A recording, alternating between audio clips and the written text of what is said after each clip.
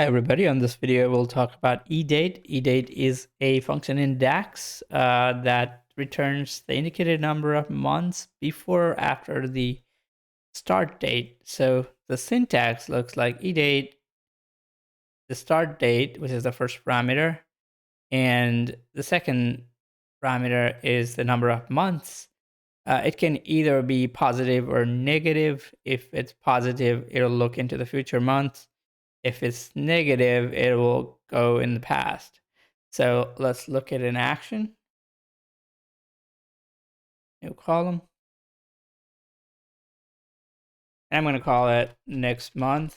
So the edate, and I'm going to pass in a date.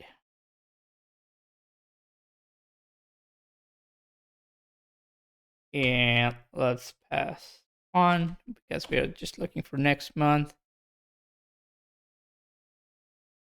All right, if you look at this column here, so for 1230, it's 130. For 1229, it's 129 into the next month. So that's how the function works. Let's look one example for the previous month just to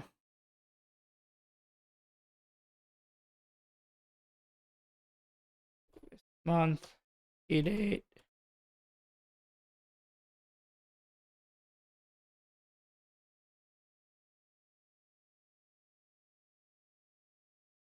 And you can see the value 1231 and the function returns 11/30/2024 in the same year.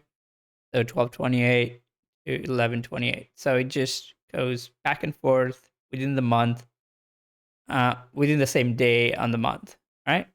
So pretty straightforward. Thank you for watching.